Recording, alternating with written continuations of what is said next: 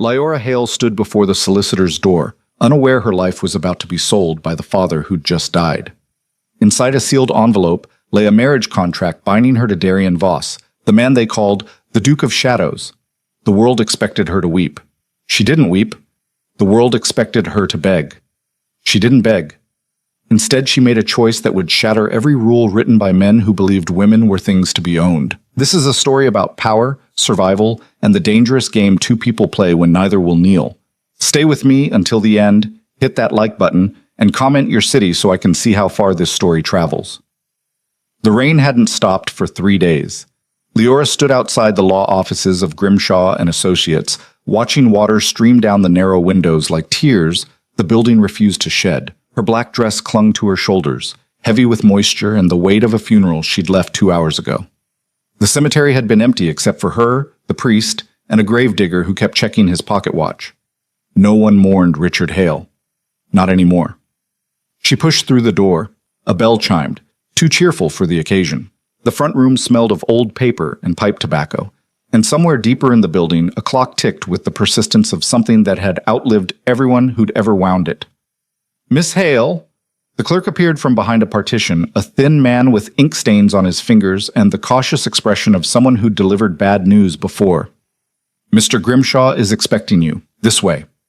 She followed him down a corridor lined with portraits of stern-faced men in outdated collars. Dead lawyers, probably.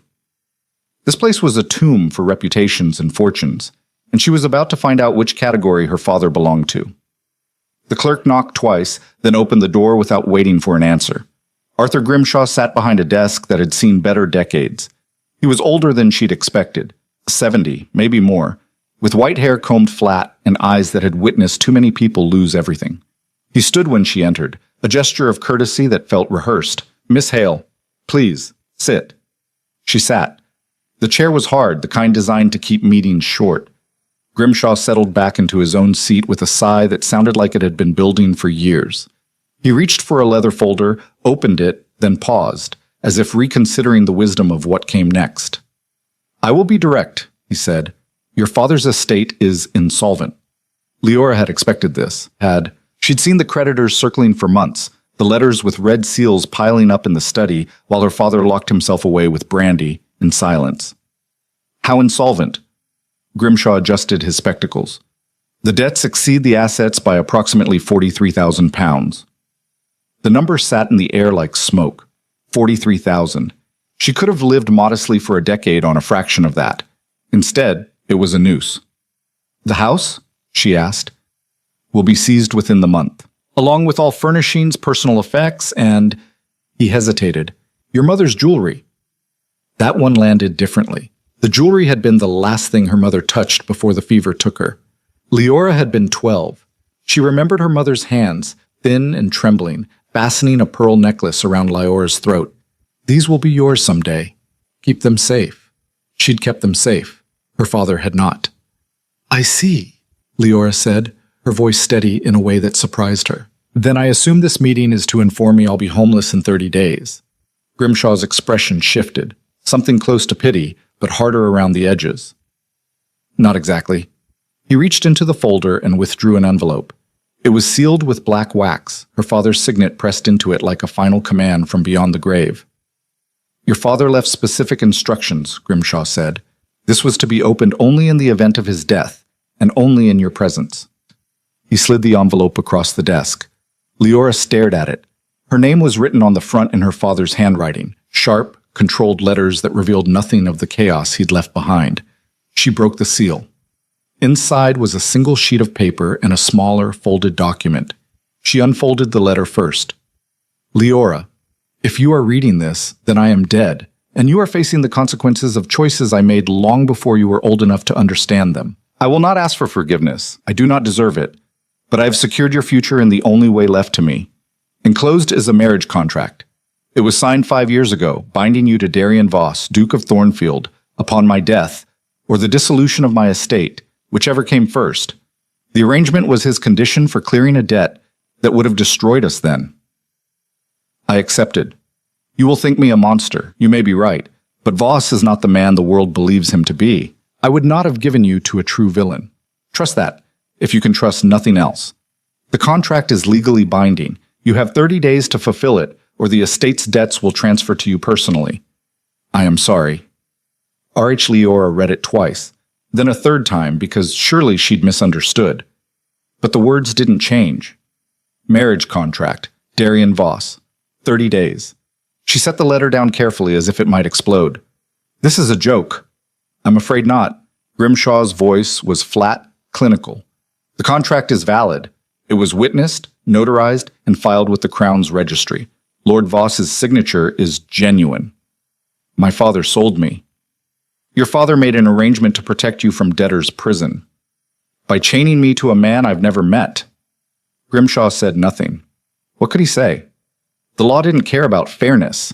It cared about signatures and seals. Leora unfolded the second document. It was dense with legal language, but the essentials were clear enough. Upon Richard Hale's death, Leora Hale would marry Darian Voss within 30 days. In exchange, Voss would assume all debts of the estate. If she refused, the debts would transfer to her, and she would spend the rest of her life in a workhouse, or worse. There was no escape clause. No exception. No way out. Who is he? Leora asked quietly. Grimshaw shifted in his chair. You've never heard of him? I don't move in those circles. The solicitor leaned back, fingers steepled. Darian Voss is the Duke of Thornfield. He inherited the title at 23 after his father's death under contentious circumstances. He controls estates in 3 counties, investments in shipping and railroads, and a seat in Parliament he rarely uses. He is unmarried, reclusive, and the subject of considerable speculation. What kind of speculation? The kind that keeps mothers from introducing their daughters. Leora's stomach turned. You're telling me my father gave me to a monster. I'm telling you the man has a reputation. Whether it's deserved, I cannot say, but he honored this contract. He's been waiting 5 years. 5 years. Her father had signed this when she was 19, when she still believed the world made sense. What does he want with me? Grimshaw's expression was unreadable. You would have to ask him. She stood abruptly, the chair scraping against the floor. I need air. Miss Hale, I'll be back. She left before he could argue, pushing through the corridor and out into the rain. It hit her face like cold clarity, soaking through her dress, her hair, her skin. She walked without direction, boots splashing through puddles, until she reached the edge of a park where skeletal trees bent under the weight of water. A marriage contract, signed without her knowledge, binding her to a stranger. No, not a stranger. A duke. A man with power, money, and a reputation dark enough that even a solicitor wouldn't defend it. She could refuse. Walk away. Let the debts crush her. Or she could accept. Step into the trap her father had built. Leora closed her eyes. Rain drummed against her skull. What would you have me do, she thought, the question aimed at a dead man who couldn't answer. But somewhere in the cold and the wet and the weight of impossible choices, something shifted. Not acceptance, not surrender, clarity. If the world insisted on making her a transaction, she'd make damn sure it was on her terms. She returned to Grimshaw's office an hour later, soaked to the bone and shaking, not from cold, but from the decision she'd made. The solicitor looked up as she entered, surprise flickering across his face. Miss Hale, I didn't expect— I'll do it, she said. Grimshaw blinked. I beg your pardon? I'll marry him. I'll fulfill the contract. The old man studied her carefully, as if searching for cracks. Are you certain? There are other options. Bankruptcy proceedings, appeals, that would take years. And I'd still lose everything. She met his gaze. This way I keep my name, maybe my dignity. Lord Voss will expect— I don't care what he expects. Her voice was cold, sharp enough to cut. Draw up whatever paperwork is necessary. I'll sign it, but I want one thing made clear. Grimshaw waited. I will marry Darian Voss. I will stand beside him. I will fulfill every legal obligation written in that contract. She leaned forward, hands flat on the desk. But I will never belong to him. Not my body, not my mind, not my choices. If he thinks buying off my father's debts makes me his property, he's going to learn otherwise. The solicitor's mouth opened, then closed. For a long moment, he just stared at her. This young woman in a ruined dress, rainwater dripping onto his floor, speaking like someone who'd already won a war he didn't know had started. Finally, he nodded. I'll send word to Thornfield. Good. She straightened. When do I meet him? The contract stipulates you'll travel to his estate within the week. He'll arrange transport. Then I'll be ready. She turned to leave, then paused at the door. Mr. Grimshaw? Yes?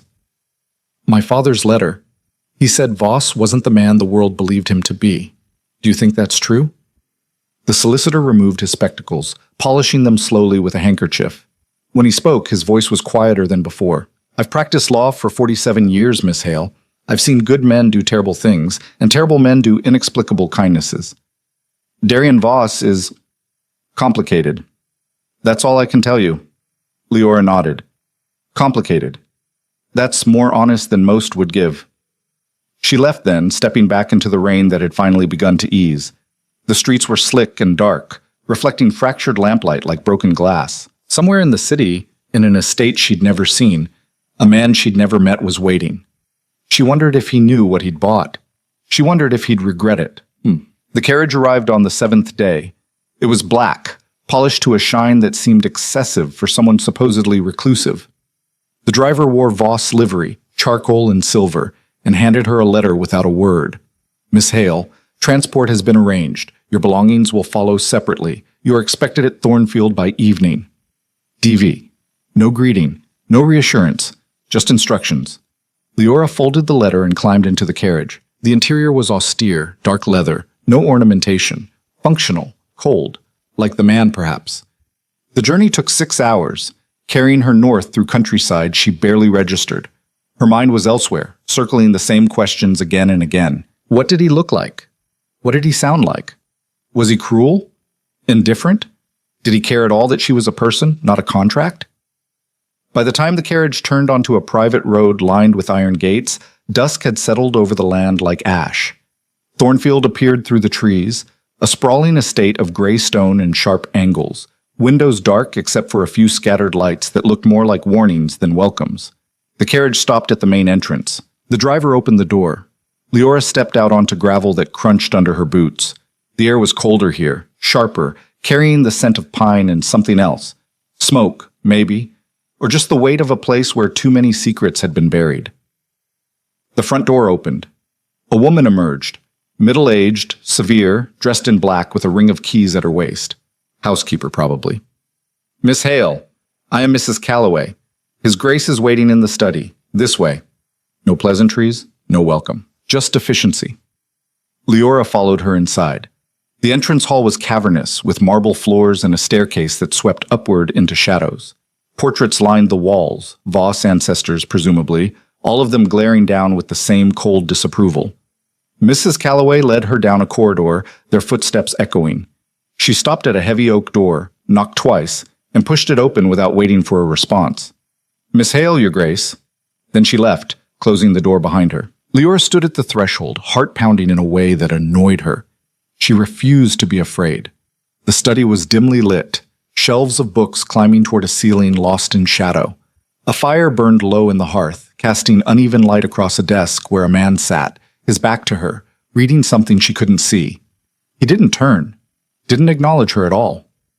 You're late, he said. His voice was low, controlled, the kind of voice that didn't need to be raised to command attention. The roads were poor. The roads are always poor. You should have left earlier. Leora's jaw tightened. I wasn't aware punctuality was part of the contract. That got his attention. He set down whatever he'd been reading and stood, turning slowly to face her. Darian Voss was not what she'd expected. He was younger than she'd imagined, mid-30s maybe, with dark hair that fell just past his collar and a face too sharp to be called handsome. Striking, perhaps. Dangerous, certainly. His eyes were gray, the color of winter storms, and they studied her with an intensity that made her feel like a specimen under glass. He was tall, broad-shouldered, dressed entirely in black, which seemed both deliberate and absurd, like he'd decided to embody every Gothic rumor ever whispered about him. Leora Hale, he said, as if testing the name. That's me. And you're Darian Voss, the man who bought me. His expression didn't change. I paid your father's debts. That's not the same thing. Feels the same from where I'm standing. He moved toward her, slow and deliberate, until he was close enough that she had to tilt her head back to meet his gaze. He smelled like smoke and something darker, ink, maybe, or old leather. Let me be clear, Miss Hale. I did not buy you. I made an arrangement with your father 5 years ago to prevent him from destroying himself and taking you with him. He agreed to the terms. You are here because he chose this, not me. But you signed the contract. I did. Why?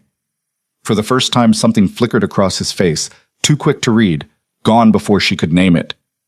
That, he said quietly, is none of your concern.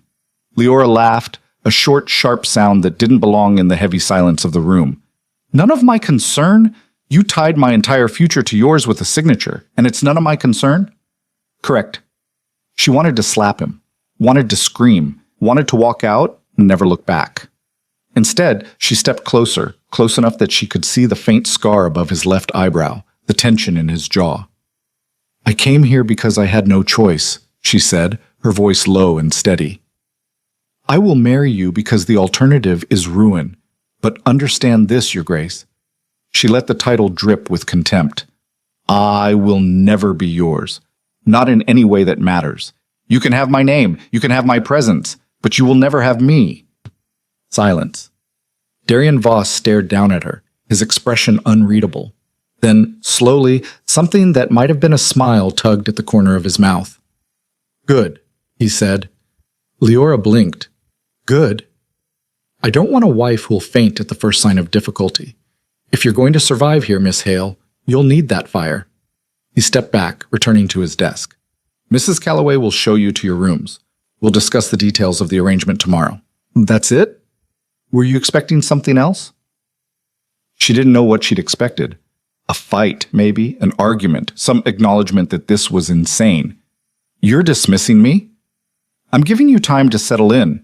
He sat, picking up his papers again. The wedding is in 3 weeks. Until then, you're free to do as you please. Just stay out of the East Wing. Why? What's in the East Wing? He glanced up, and for a moment his eyes were colder than before.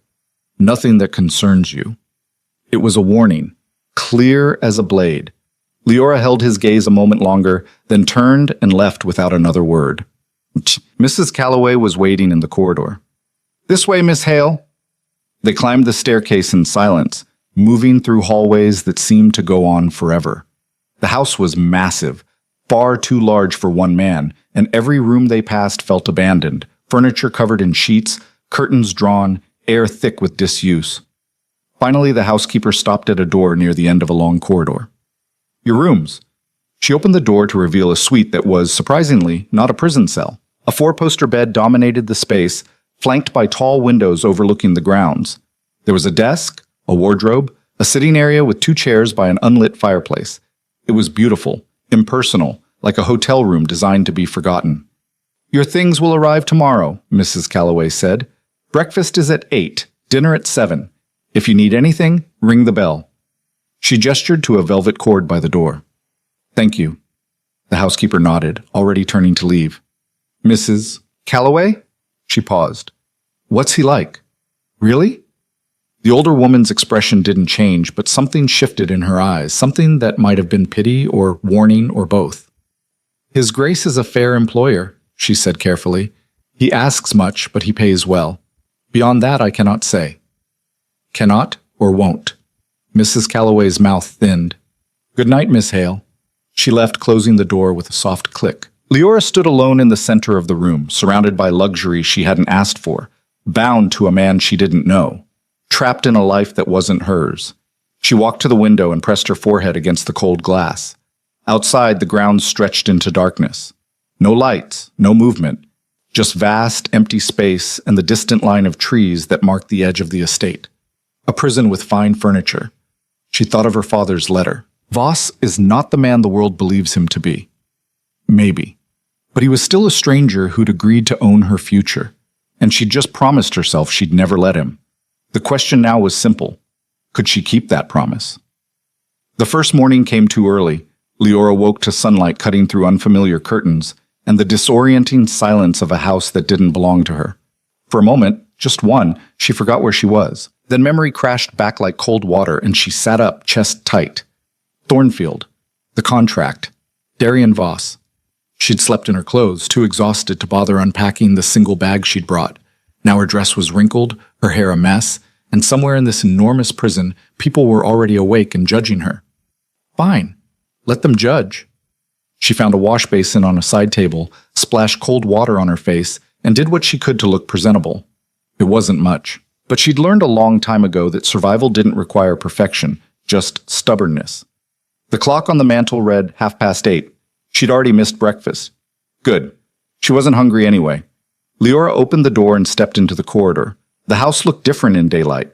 Less gothic nightmare, more elegant decay. The carpet was worn in places, the wallpaper faded.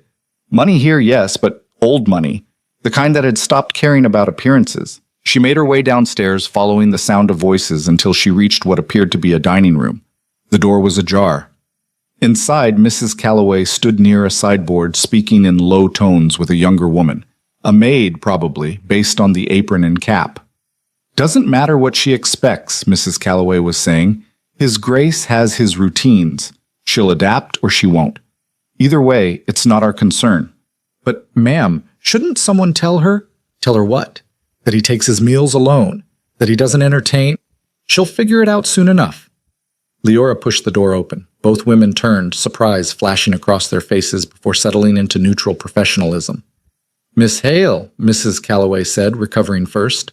I wasn't expecting you so early. I thought breakfast was at 8. It is, for the staff. His Grace dines at 7, alone. Of course he does. Leora crossed to the sideboard where silver trays held the remains of what must have been breakfast.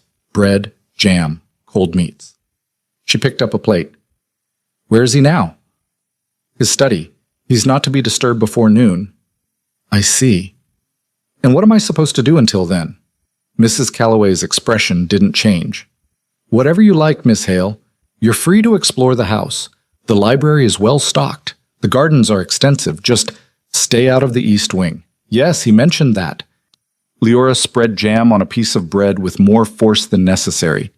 Tell me, Mrs. Calloway, does everyone here speak in rules and restrictions, or is it just you and His Grace? The housekeeper's mouth thinned. We run an efficient household, Miss Hale. That requires structure. Structure. Right. Leora bit into the bread. It was good, too good for her mood. What about the staff? How many people work here? 12, not counting the groundskeeper and stable hands. 12 people to serve one man in a house this size? The Duke values privacy and order. Privacy and order. Leora set down her plate. Is that what you call this? Because it feels more like a mausoleum. The younger maid's eyes went wide. Mrs. Calloway's expression turned to stone.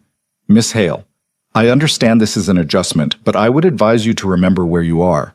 His Grace is not a man who tolerates disrespect. Good thing I'm not trying to earn his tolerance. Leora met the housekeeper's gaze without flinching. I'm here because of a contract I didn't sign. I'll fulfill my obligations, but I won't pretend to be grateful. For a long moment, silence hung between them like a blade. Then Mrs. Calloway nodded, not in approval, but in acknowledgement. The library is on the second floor, west corridor. If you need anything, ring the bell.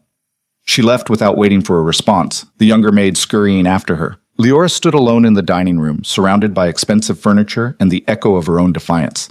Her hands were shaking. She pressed them flat against the table until they steadied. This was going to be harder than she'd thought. She spent the rest of the morning exploring. The library was exactly what Mrs. Calloway had promised. Floor-to-ceiling shelves packed with books that looked like they'd actually been read. Philosophy, history, poetry, science, even a few novels tucked away on the lower shelves, spines cracked from use. So the Duke of Shadows read novels. Interesting. She pulled one out at random, something about a ship and a storm, and settled into a chair by the window. But the words blurred on the page. Her mind kept circling back to last night, to Darian Voss standing in that study, cold and controlled, dismissing her like she was an inconvenience. I don't want a wife who'll faint at the first sign of difficulty, as if fainting were her greatest concern. As if she hadn't already survived the death of her mother, the ruin of her father, and the humiliation of being sold off like furniture. She slammed the book shut. Reading wasn't going to help. What she needed was a plan. Leora stood and walked to the window. From here she could see the gardens, overgrown in places, but still beautiful. Paths wound between hedges and flower beds that might have been stunning in summer, but now looked skeletal. Beyond the gardens, the ground stretched toward a line of trees, dark and dense. The east wing was visible from this angle, jutting out from the main house like a separate structure. All the curtains were drawn. No movement. No light. Stay out of the east wing. Why? What was he hiding? She filed the question away. There'd be time to investigate later. Right now, she needed to establish herself. Make it clear she wasn't going to be locked away like another piece of furniture. The clock struck noon. Time to test boundaries. She found Darian's study easily enough. Same route Mrs. Calloway had used last night. The door was closed. She didn't bother knocking. He was at his desk again, surrounded by papers and ledgers, writing something with focused intensity. He didn't look up when she entered. I said I wasn't to be disturbed. You also said we'd discuss the arrangement today. It's today. His pen paused. Then he set it down carefully and looked at her, expression unreadable. I meant this afternoon. I'm here now? So you are. He leaned back in his chair, studying her the way someone might study a chess opponent. You're either very brave or very foolish, Miss Hale. Maybe both. She stepped closer, refusing to be intimidated. I want to know the rules. The rules? For this arrangement. You said I'm free to do as I please. Define that. Darian's eyes narrowed slightly. You have access to the house except the east wing. You may go into town if you wish, though you'll need to arrange transport. You're expected at dinner when we have guests, which is rare. Beyond that, he shrugged. Do whatever you like. Read, walk, sleep until noon. I don't care. And the wedding? 3 weeks from yesterday. Small ceremony. No guests beyond the required witnesses. How romantic. This isn't a romance, Miss Hale. It's a legal contract. Right. So what happens after? Do I move into your rooms? Am I expected to? She stopped, heat rising in her face despite herself. Darian's expression didn't change. You'll keep your own rooms. I'll keep mine. This is a marriage in name only. Nothing more will be required of you. Relief flooded through her, followed immediately by confusion. Then why do this at all? If you don't want a wife, I said nothing more will be required. That doesn't mean I don't have reasons. He stood, moving to the window. Your father came to me 5 years ago, desperate and drowning. He offered me something I needed in exchange for clearing his debts. I accepted. Now he's dead, and you're here. That's all you need to know. What did he offer you? Darian didn't turn. Respectability. The word hung in the air, strange and bitter. You're a duke, Leora said slowly. How much more respectable can you get? A title doesn't guarantee respect. You of all people should understand that. He glanced at her. Your father had connections. Old family name, clean reputation. An alliance with the Hales would have opened doors that had been closed to me. Because of the rumors. Because of facts. His voice was flat, matter of fact. My father was a drunk and a gambler. He died in a brothel, choking on his own vomit. I inherited a title, 3 estates, and a reputation as his son. Your father offered me a way to distance myself from that legacy. Marriage to his daughter would have made me acceptable. Leora stared at him. Would have? 5 years is a long time. Your father's reputation didn't survive his drinking. Neither did his connections. Darian turned back to the window. But the contract stands, and I honor my agreements. Even when they're worthless. Especially then. She didn't know what to say to that, didn't know if she believed him. But there was something in his voice, something tired and resigned, that made her think he was telling the truth. So what now? She asked. Now you live here. We marry. And we both survive whatever comes next. He moved back to his desk. Was there anything else?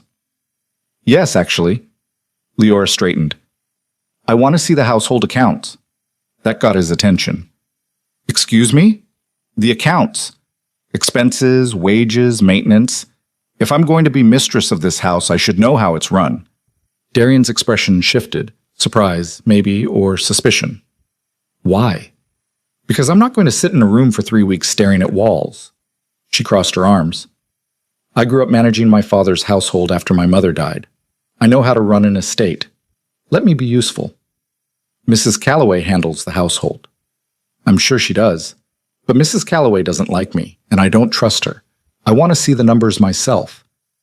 He studied her for a long moment, then reached into a drawer and pulled out a ledger. Here, last quarter's expenses. She took it, flipped it open, and immediately frowned. This is incomplete. It's a summary. It's barely legible. She pointed to a line item. What's this? Miscellaneous supplies, 47 pounds? That could be anything. It's whatever Mrs. Calloway purchased that month. And you just accept that? Darian's jaw tightened. I have more pressing concerns than kitchen inventories, Miss Hale. Which is probably why you're spending twice what you should. She snapped the ledger shut. I want to see the detailed records, all of them. I'll start with the kitchen and work my way through the rest. This is unnecessary. Then it won't take long. She met his gaze. Unless you have something to hide. The air between them sharpened. For a moment she thought he'd refuse. Then he picked up a small bell and rang it. A servant appeared almost immediately. Young man, barely 20, nervous eyes. Yes, Your Grace? Tell Mrs. Calloway Miss Hale will need access to the household records. All of them. The servant's eyes went wide. All of them, sir? Did I stutter? No, Your Grace. Right away. He fled. Darian turned back to Leora. Satisfied? For now. Good. Then get out. I have work to do. She should have been offended, should have argued. Instead, she felt something like satisfaction. She'd pushed, and he'd given ground. Not much, but enough. One more thing, she said at the door. What now? Dinner tonight. I'll join you. I eat alone. Not anymore. She smiled, sharp, deliberate. We're getting married in 3 weeks. We should probably learn to tolerate each other's company. She left before he could respond, closing the door on whatever protest he was forming. It was a small victory, but it was a start. Mrs. Calloway was less than thrilled. Miss Hale, I assure you the household is run with the utmost efficiency. There's no need for you to concern yourself.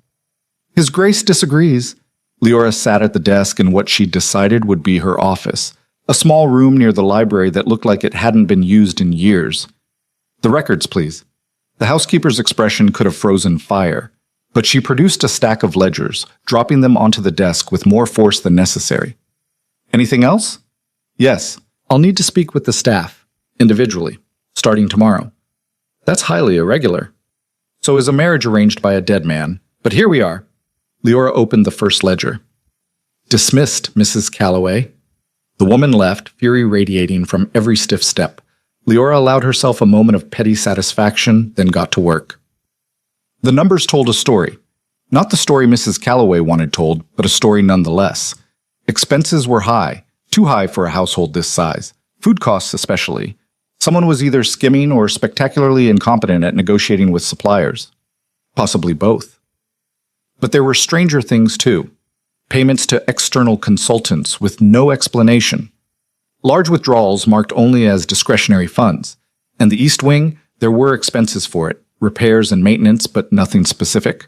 She made notes, cross-referenced dates, built a picture of a household running on momentum rather than management. By the time the clock struck 7, she had questions, lots of them. Dinner was served in a formal dining room that could have seated 20 but held only 2. Darian sat at the head of the table, Leora to his right. A ridiculous amount of space separated them. The first course arrived in silence. Soup, something with mushrooms and cream.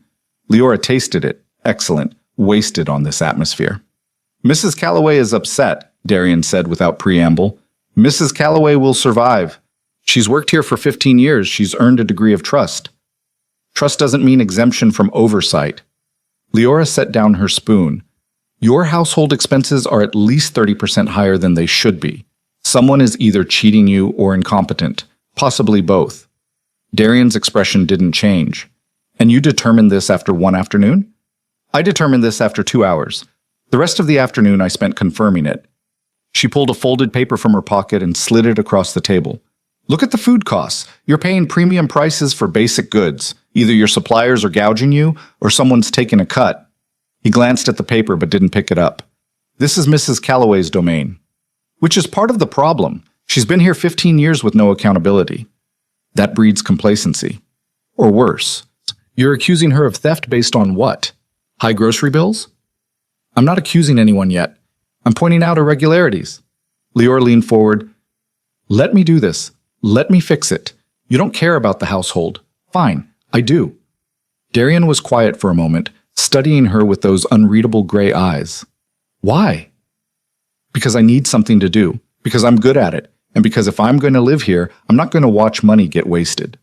She held his gaze. Unless you prefer I spend the next 3 weeks locked in my room? That would be easier. For you, maybe. The corner of his mouth twitched. Not quite a smile, but close. You're going to make enemies, Miss Hale. I already have. She picked up her spoon again. One more won't matter. They finished the meal in relative silence, but it wasn't uncomfortable. More like a truce. Two people circling each other, testing boundaries, trying to figure out the rules of engagement. When dessert was cleared away, Darian stood. I have work. Of course you do. He paused at the door. Miss Hale? Yes? Don't push Mrs. Calloway too hard. She has her loyalties. Some of them might surprise you. It wasn't a threat, more like a warning. Leora filed it away. Noted, she said. He left. She sat alone at the enormous table, surrounded by silver and crystal and the weight of a fight she'd just committed to. Tomorrow, she'd start interviewing the staff. Tomorrow, she'd dig deeper into the accounts. Tomorrow, she'd figure out what the hell was going on in this house. But tonight she allowed herself one small moment of satisfaction. She'd been here less than 2 days, and she was already disrupting Darian Voss's carefully controlled world. It felt good. The next 2 weeks moved fast and slow at the same time. Fast because Leora threw herself into the household with the focus of someone who needed purpose. Slow because every day brought her closer to a wedding she still wasn't sure was real. She interviewed the staff one by one. The maids were polite but guarded. The cook, a woman named Helen, was more forthcoming, complaining about suppliers and inconsistent orders. The groundskeeper barely spoke, and Mrs. Calloway refused to meet with her at all. I report to His Grace, the housekeeper said coldly, not to you. You'll report to me after the wedding. We'll see. The power struggle was exhausting, but Leora didn't back down. She renegotiated contracts with suppliers, cutting costs by nearly 20%. She reorganized the staff schedules, eliminating redundancies. She even tackled the wine cellar, discovering a collection worth thousands that had been sitting forgotten in the dark. Darian watched all of this with detached interest, like she was an experiment he was observing. He didn't help, didn't interfere, just appeared at dinner each night and asked, "Any progress?" "Some," she'd say, and that was usually the extent of their conversation. But the house was changing, slowly. The staff started bringing problems to her instead of Mrs. Calloway. Rooms that had been closed for years were opened and cleaned. The place started to feel less like a mausoleum and more like something lived in. And then, on the 16th day, everything shifted. Leora was in her office reviewing invoices when she heard voices in the corridor. Raised voices, arguing. She opened the door to find Mrs. Calloway standing toe-to-toe with Darian, her face flushed, hands shaking. Not your decision to make, the housekeeper was saying. It's exactly my decision. Darian's voice was dangerously quiet. And it's final. She's destroying everything we've built. She has no right. She has every right. She's going to be my wife. Mrs. Calloway's face went white. You're making a mistake. That's my concern, not yours. The housekeeper's eyes flickered to Leora, standing in the doorway, watching.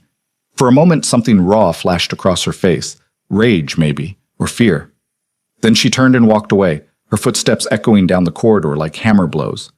Leora stepped out. What was that about? Darian's expression was closed off, unreadable. Nothing. It didn't sound like nothing. It's handled. Is it? She moved closer. She's been here 15 years. You've known her longer than you've known me. What happened? She disagreed with a decision. It happens. What decision? He met her gaze, and for the first time since she'd arrived, she saw something other than control in his eyes. Exhaustion, maybe. Or resignation. I told her you'll be managing the household after we're married, permanently. Leora blinked. You did what? You've proven you're capable. More than capable. It makes sense. Darian, she's going to hate me. She already does. That's not... Leora stopped, took a breath. Why? Because you're good at this. Because you care. And because He stopped himself, jaw tightening. Because it needed to be done. There was something in the way he said it, something almost vulnerable. Before Leora could push, he turned and walked toward his study. Darian, leave it, Miss Hale. The door closed. She stood alone in the corridor, heart pounding for reasons she didn't understand. That night, something woke her. A sound. Muffled. Distant. Coming from somewhere in the house. Leora sat up, listening. There it was again. Voices, maybe, or footsteps. In the corridor. She got out of bed, pulled on a robe, and eased open her door. The hallway was dark except for a single lamp burning at the far end. And there, moving toward the east wing, was a figure in black. Mrs. Calloway. Leora followed, keeping her distance, staying in the shadows. The housekeeper moved with purpose, keys jingling at her waist. She reached a door at the end of the corridor, the entrance to the east wing, unlocked it, and slipped inside. The door closed with a soft click. Leora waited, counting heartbeats. Then she moved forward, pressed her ear to the door. Voices. 2 of them. Mrs. Calloway and Darian? She couldn't make out words, but the tone was clear. Argument, tension. Then sudden silence. Leora stepped back just as the door opened. Mrs. Calloway emerged, her face pale, eyes red. She saw Leora and froze. Miss Hale, you should be in bed. So should you. The housekeeper's mouth thinned. His Grace needed something. In the east wing, the place I'm forbidden to enter? That's none of your concern. Everything in this house is my concern now. You said so yourself. I'm destroying what you've built. Leora stepped closer. What's in there, Mrs. Calloway? What's so important you're sneaking around at midnight? For a moment, the older woman looked like she might answer. Then her expression hardened. Ask your husband. If he wants you to know, he'll tell you. She brushed past Leora and disappeared down the corridor. Leora stood alone outside the east wing door, her hand hovering over the handle. One turn. That's all it would take. Behind her, a voice cut through the darkness. I wouldn't. She spun. Darian stood in the shadows, still fully dressed, watching her with an expression she couldn't read. You've been in there this whole time? Yes. Doing what? That's not your concern. Everything you say isn't my concern, but you're asking me to marry you, to live here, to get... She gestured at the door. And I'm supposed to ignore locked wings and midnight meetings? Yes. That's insane. That's the agreement. He moved closer, and in the dim light she saw exhaustion carved into his face. You have access to everything else in this house. The east wing is mine. That's the line. Don't cross it. Or what? Or we'll both regret it. It wasn't a threat. It was a plea. Leora's hand fell to her side. Fine. Keep your secrets, but don't expect me to like it. I don't expect you to like anything about this. He turned and walked back into the east wing, the door closing behind him with a finality that felt like a wall. Leora stood alone in the corridor, pulse racing, questions multiplying like wildfire. Whatever was in there, whatever he was hiding, it wasn't just about privacy. It was something deeper, something that made Mrs. Calloway desperate and Darian afraid. And one way or another, she was going to find out what it was. The wedding was 5 days away when the letter arrived. Leora found it on the breakfast table, propped against her teacup like an accusation. Heavy cream paper, sealed with red wax, the kind used by people who wanted you to know they were important before you even opened it. She broke the seal. Lady Hale, it has come to our attention that you are to marry the Duke of Thornfield in a private ceremony this week. While we congratulate you on this union, we must express concern regarding the circumstances. Rumors have circulated that this marriage was arranged under duress, following your father's untimely death and subsequent financial collapse. As pillars of society who value propriety and honor, we feel obligated to ensure that no young woman of good family is coerced into matrimony against her will. Therefore, we cordially invite you to tea this Thursday at 2 o'clock at Harrington House. We wish only to speak with you privately and ascertain that you enter this union of your own free choice. With warmest regards, Lady Victoria Harrington, Mrs. Constance Pemberton, the Honorable Mrs. Eleanor Ashford. Leora read it twice, then set it down carefully before she could crumple it into a ball. Problem? She looked up. Darian stood in the doorway, already dressed for the day in his uniform of black. He'd started joining her for breakfast 3 days ago, hadn't asked, just appeared, and now it was routine. Depends on your definition. She slid the letter across the table. Apparently society has concerns about our wedding. He scanned it, expression unchanging. Then he set it aside and poured himself coffee. Ignore it. They're inviting me to tea. So decline. They're asking if I'm being coerced. Are you? Leora laughed, sharp, humorless. That's a hell of a question coming from you. It's a legitimate question. If you tell them you're being forced, this ends. The contract won't hold up if you claim duress in front of witnesses. She stared at him. You'd let me walk away? I'd let you make your own choice. He took a sip of coffee, watching her over the rim. That's what this has always been about. No, it's been about my father's debts and your need for respectability, which you could destroy with one conversation. He set down the cup. So what are you going to do? The question hung between them like a test. Leora picked up the letter again, studying the names. Lady Harrington, Mrs. Pemberton, Mrs. Ashford, old money, old power, women who'd never had to choose between dignity and survival. I'm going, she said. Darian's eyes narrowed. That's a mistake. Why? Because they might actually listen to me? Because they don't care about you. They care about scandal. He leaned forward. They'll twist whatever you say. Make it sound like you're a victim or a gold digger or both. Either way, you lose. And if I don't go, they'll assume I'm a prisoner, that you're some monster who locked me away. Leora met his gaze. At least if I go, I control the narrative. You think you can control women like that? I think I can try. For a long moment, he just looked at her, something shifting behind those gray eyes, something that might have been concern or calculation or both. Fine, he said finally, but I'm coming with you. Absolutely not. Leora, they invited me, alone. If you show up, it looks like you don't trust me to speak for myself. She stood. I can handle this. That's what worries me. She paused at the door. You really think I'd tell them I'm being forced? I think you're unpredictable, and these women are wolves in silk. He stood as well, moving closer. Be careful what you say, and what you don't say. Is that an order? It's advice. There's a difference. Their eyes held. Something crackled in the space between them. Tension, maybe, or understanding, or the strange alliance they'd built over 2 weeks of warfare and compromise. I'll be careful, Leora said quietly, but I won't lie.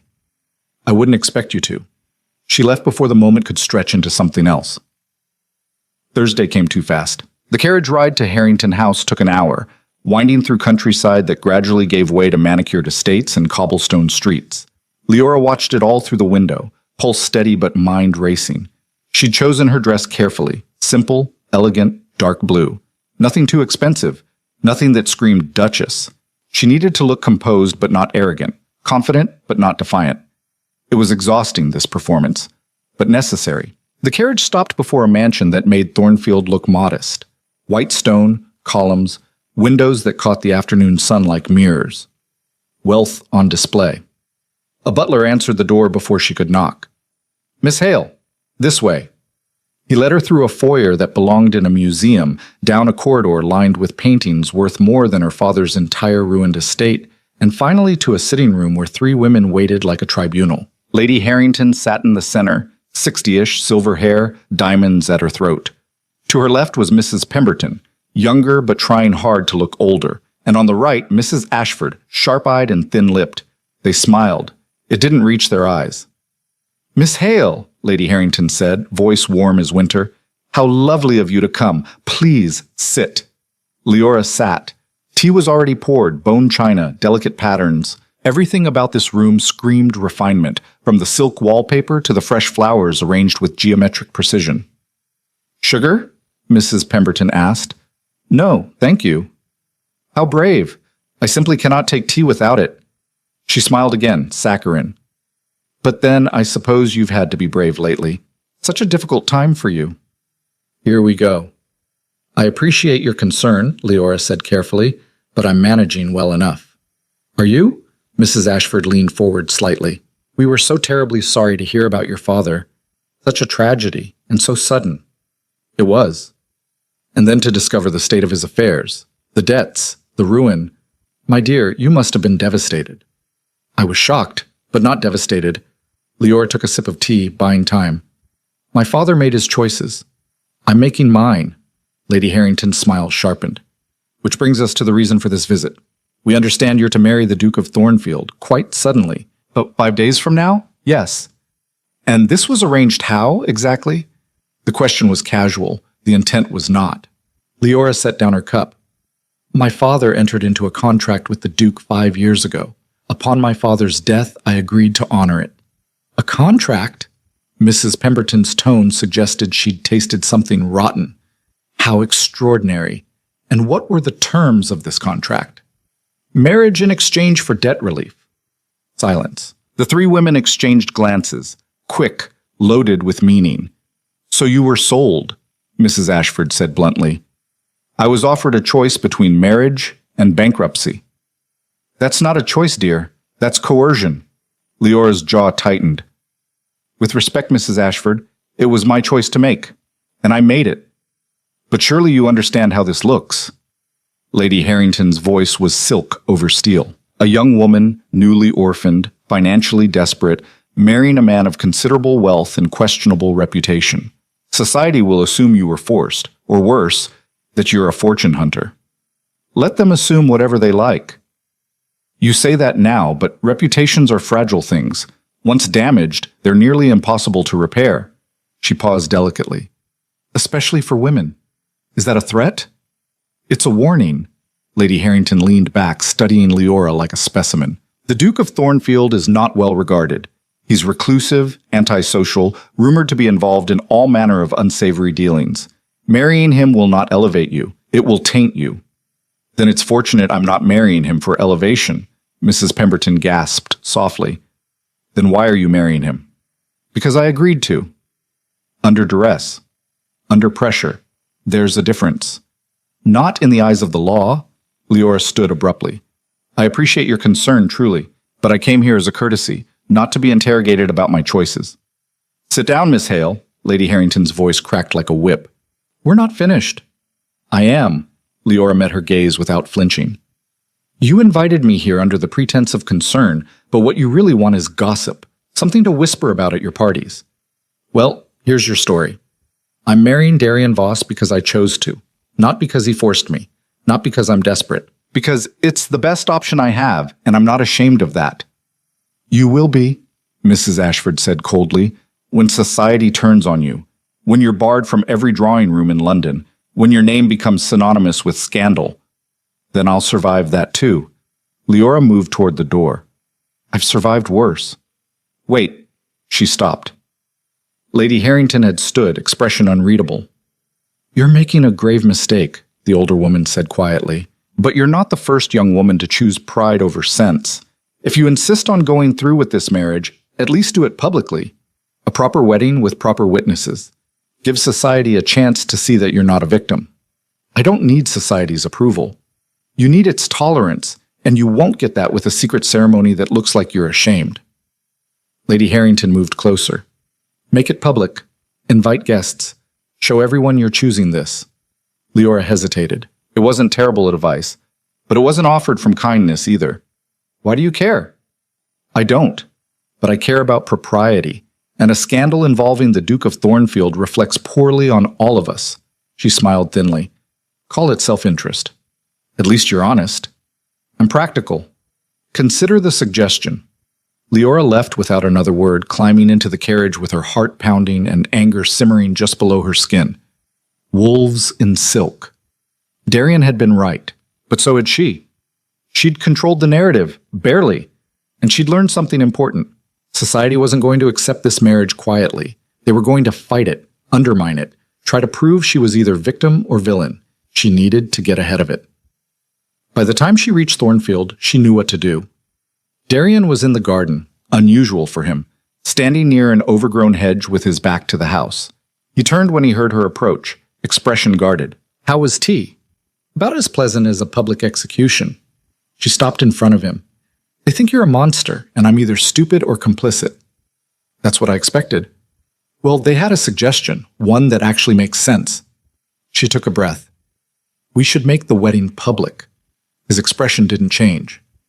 No. Hear me out. I said no.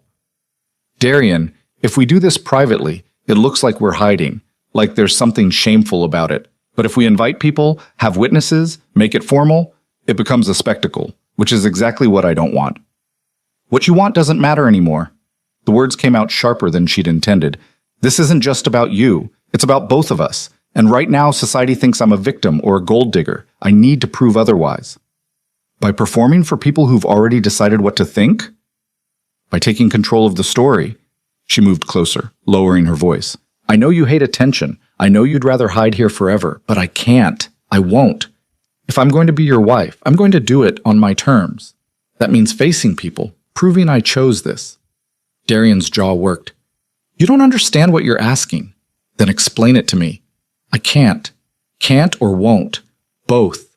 He turned away, staring out at the dead garden. I agreed to this arrangement because it was private, contained. Adding witnesses, guests, society, it changes everything. It's already changing. You can't control this, Darian, not anymore. I can refuse. You could, but you won't. Leora stepped around to face him. Because you know I'm right.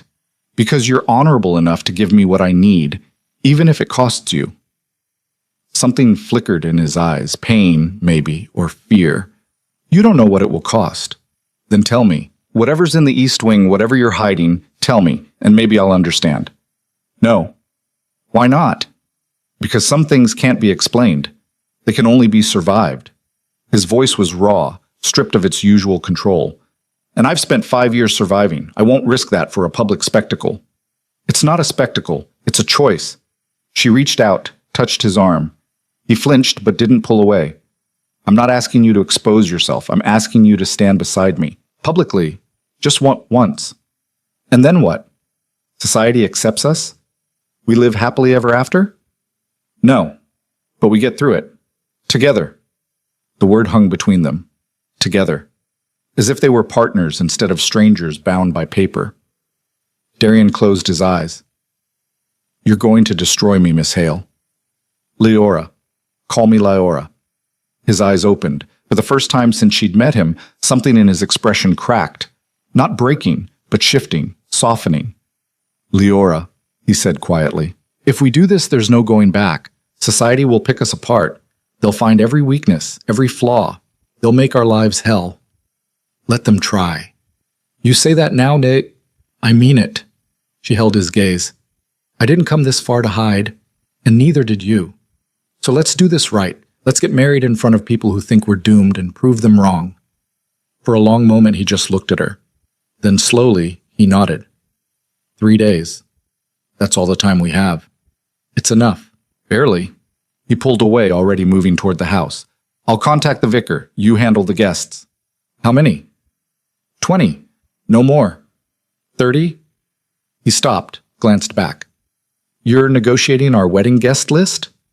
I'm being practical. 30 witnesses is credible. 20 looks like we couldn't find more. Despite everything, his mouth twitched. Almost a smile. Fine. 30. He disappeared inside, leaving Leora alone in the garden with her heart racing and her mind already spinning through logistics. She just convinced him to do the one thing he'd sworn he wouldn't. Now she had 3 days to make sure it didn't destroy them both. The next 72 hours were chaos. Invitations had to be written, delivered, and miraculously accepted. Most of the responses were laced with curiosity or condescension, but they came. 30 people confirmed attendance, including Lady Harrington and her coterie. Of course, Leora threw herself into preparations with the single-minded focus of someone who knew this was her one chance to control the narrative. She coordinated with the vicar, arranged flowers, hired musicians, planned a modest reception. Every detail mattered. Every choice was a statement. Darian, meanwhile, disappeared into his study for hours at a time, emerging only for meals and terse updates. He was cooperating, but barely. The strain showed in the tightness around his eyes, the way his hands clenched when someone mentioned the wedding. On the second night, Leora found him in the library past midnight, staring at nothing. Can't sleep? He didn't look up. Sleep is overrated. She sat across from him. You're terrified. I'm cautious. You're terrified, she repeated. Of what? The guests? The attention? Of losing control. You can't control everything. I know. His voice was bitter. That's what terrifies me. Leora studied him, this man who'd bought her future, who'd given her freedom within a cage, who was now allowing himself to be dragged into the spotlight he'd spent years avoiding. Why did you really agree to this? She asked quietly. Not the public wedding. The original contract. Why me? Darian finally looked at her. Your father asked me to protect you. From what? From him. From his mistakes. From the world that would have destroyed you if he'd left you with nothing. He leaned forward. He knew he was dying, knew the debts would crush you. So he came to me with a proposal: clear his debts, marry his daughter, keep her safe. In exchange, I got the Hale name and whatever respectability it still held. But it didn't hold any. You said so yourself. I know, but I agreed anyway. He stood, moving to the window. Because your father was the only person in this wretched society who ever treated me like I was human. When everyone else saw the son of a drunk and a scandal, he saw someone worth knowing. I owed him. Leora's throat tightened. So you married me out of debt. I married you out of honor. He glanced back. There's a difference. Is there? You tell me. She didn't have an answer. Couldn't find one in the tangled mess of obligation and choice and whatever this strange partnership had become. My father was right about you, she said finally. You're not the man the world thinks you are. No, I'm worse. Before she could respond, he left, disappearing into the shadows like he belonged there. The wedding day arrived with merciless sunshine. Leora stood in her room staring at her reflection. The dress was simple, white silk, minimal embellishment, a compromise between tradition and practicality. Her hair was pinned up, a few loose strands framing her face. She looked fine, presentable, terrified. A knock at the door. Helen, the cook, poked her head in. The guests are arriving, miss. Are you ready? No. Good. That means you're sane. Helen stepped inside, closing the door. For what it's worth, I think you're doing the right thing. Which part? The public wedding or marrying a man I barely know? Both. The older woman smiled. He's not easy, our Duke. But he's decent. And you've got fire. That's what this place needs. Mrs. Calloway doesn't think so. Mrs. Calloway is scared. She's been running this house for 15 years with no one to answer to. You changed that. Helen adjusted Leora's sleeve. Change is always frightening. Doesn't mean it's wrong. What if I'm making a mistake? Then you'll fix it. That's what strong women do. She squeezed Leora's hand. Now come on. You've got a wedding to survive. The ceremony was held in the main hall, hastily transformed with flowers and candles. 30 guests filled the chairs, some genuinely curious, most blatantly judgmental. Lady Harrington sat in the front row, watching everything with the intensity of a hawk. Darian stood at the altar in black, looking like he was facing execution rather than marriage. His face was carved from stone, expression locked down tight. Leora walked down the aisle alone, no father to give her away. No family at all. Just her and this choice she'd made. She reached the altar. Darian's eyes met hers, gray and stormy and filled with something she couldn't name. The vicar began. Words about love and honor and faithfulness. Words that felt hollow in a marriage built on contracts and debts. But when he asked, "Do you, Darian Voss, take this woman?" Darian's voice was steady. "I do." "And do you, Leora Hale, take this man?" She hesitated, just for a second, long enough that whispers rippled through the guests. Then she looked at Darian, really looked at him, and saw not the feared duke or the reclusive nobleman, but a man trying desperately to do the right thing in a world that had never been fair to either of them. "I do." The vicar smiled. "Then by the power vested in me..." The doors burst open. Everyone turned. A man stood in the entrance, mid-40s, expensive suit, face red with fury. "Stop this wedding!" Darian went rigid. "Whitmore, what the hell are you doing here?" "Preventing a farce." The man, Whitmore, strode down the aisle. "I have evidence that this marriage is illegal, built on fraud." The room exploded into whispers. Leora's heart slammed against her ribs. "That's a serious accusation," the vicar said nervously.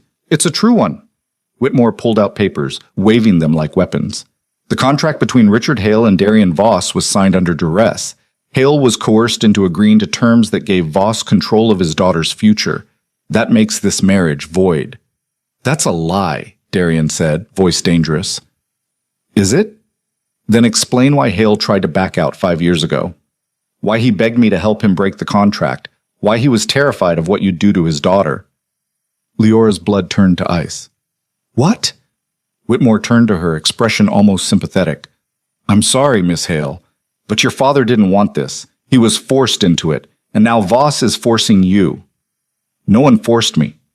"Didn't they? Debt or marriage, prison or subjugation. That's not choice, that's extortion." He held up the papers. "I have letters, testimony, Proof that Darian Voss manipulated your father and is now manipulating you. The guests were in uproar now. Lady Harrington looked vindicated. Mrs. Pemberton was practically vibrating with excitement. Leora looked at Darian. Is this true? His face was a mask. No. Then where did he get those letters? I don't know. Liar. Whitmore moved closer. You've been planning this for years, buying off a desperate man, waiting for him to die, then swooping in to claim his daughter like she's property. Well, it ends now. This is absurd, Darian said, but his voice lacked conviction. Is it? Whitmore turned to the crowd. We all know your reputation, Voss. The recluse, the scandal. The man no decent family would ally with. This marriage is your last desperate attempt at respectability, and this poor girl is paying the price. Stop! Leora's voice cut through the chaos. Everyone turned. She stood tall, hands clenched, heart hammering. Just stop. Miss Hale, no. You don't get to speak for me. None of you do. She looked at Whitmore. I don't know who you are or why you're here, but I know this. I chose to marry Darian Voss, not because I was forced, because it was the best option I had, and I'm not ashamed of that. You were coerced. I was given a choice. A terrible choice, yes, but a choice nonetheless, and I made it. She turned to the crowd. You all came here expecting drama, scandal, proof that I'm either a victim or a fool. Well, here's the truth. I'm neither. I'm a woman who's surviving the hand she was dealt. And if that makes me unsuitable for your drawing rooms, then fine. I never wanted to be there anyway. Silence. Absolute. Crushing. Then Darian spoke. The wedding continues. It absolutely does not, Whitmore snarled. These papers are worthless. Darian snatched them, glanced at them, then tore them in half. Forged signatures, fabricated dates. You're a con artist, Whitmore, and a bad one. The other man's face went white. That's defamation. It's fact. You tried this 5 years ago when Richard first came to me. He rejected you then, and I'm rejecting you now. Darian turned to the vicar. Continue. I'm not sure that's... Continue. The vicar stammered through the rest of the ceremony, pronouncing them man and wife with all the enthusiasm of someone announcing a death sentence. Darian kissed Leora. Brief, perfunctory, necessary. And through it all, Whitmore stood frozen, fury radiating off him like heat. As the guests filed out, whispering, gossiping, already rewriting the story to fit their narratives, Leora caught his eye. Who are you? She asked quietly. He smiled. Cold, cruel. Someone who knows what Darian Voss really is, and when you find out, you'll wish you'd listened. Then he was gone, disappearing into the crowd like smoke. Leora turned to Darian. What just happened? His expression was shuttered. Nothing that concerns you. Everything concerns me now. We're married. Yes. He looked down at her, and for a moment something raw flickered in his eyes. We are. Then he walked away, leaving her standing alone in a room full of strangers, wearing a wedding dress that felt like armor, bound to a man whose secrets were about to destroy them both.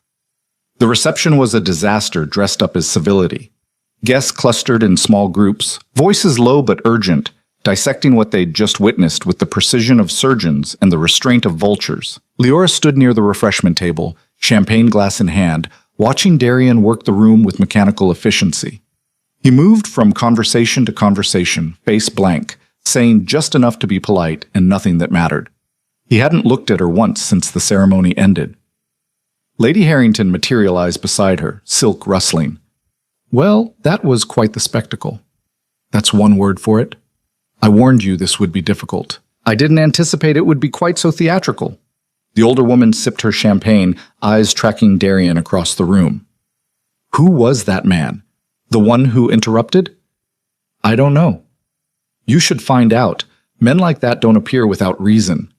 Lady Harrington turned to face her fully.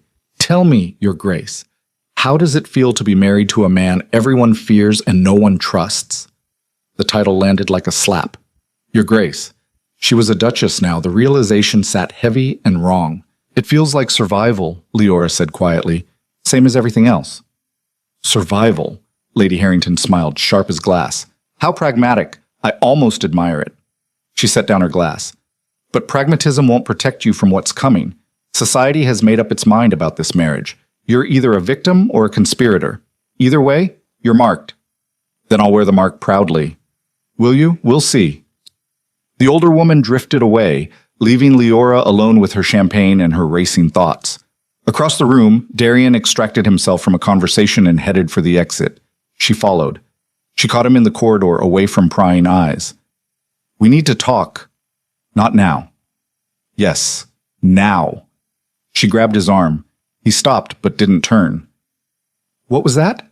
Who was Whitmore? And don't tell me it's not my concern. We're married. Everything is my concern now. You don't understand what you're asking. Then explain it to me. He finally turned, and the look in his eyes stopped her cold. Not anger, not fear, exhaustion, bone deep and absolute. Whitmore is a creditor, he said flatly. Your father owed him money. A lot of money.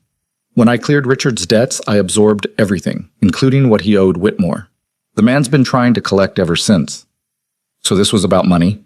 It's always about money. Darian pulled away. Or power. Or revenge. Pick your poison. Why would forging papers help him collect? If he can prove the marriage is invalid, the debts revert to your father's estate, which means they revert to you, which means he can leverage them to get what he wants. Leora's stomach turned. What does he want? Control. Of you. Of me. Of whatever he can get his hands on. Darian's jaw tightened. He's dangerous, Leora, and now he knows you're involved.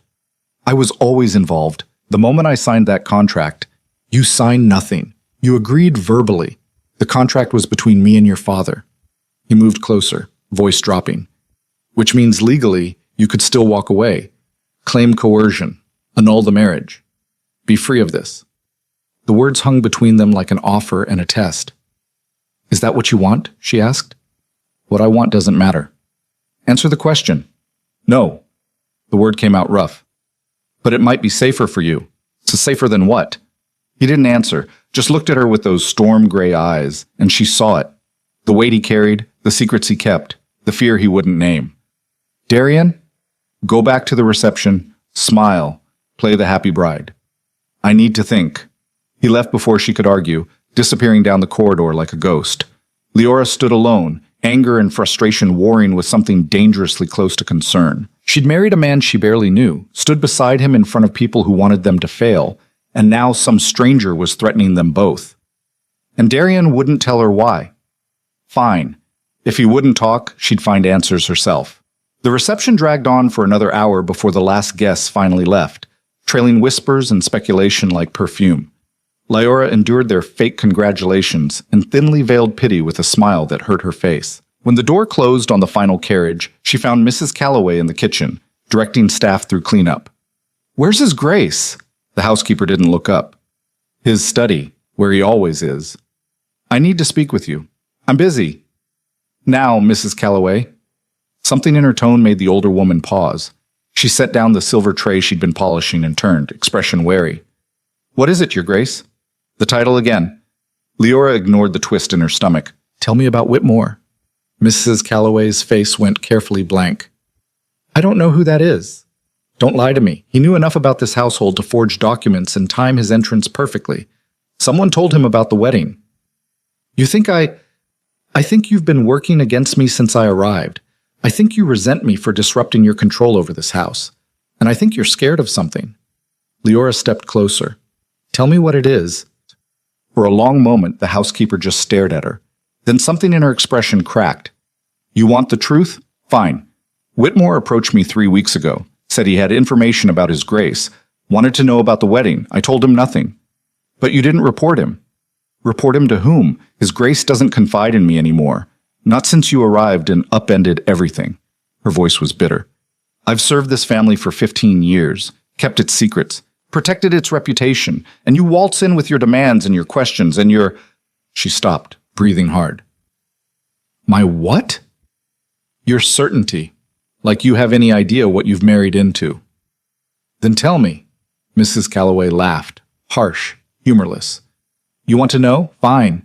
The East Wing? It's where His Grace keeps his mother. The words landed like a punch.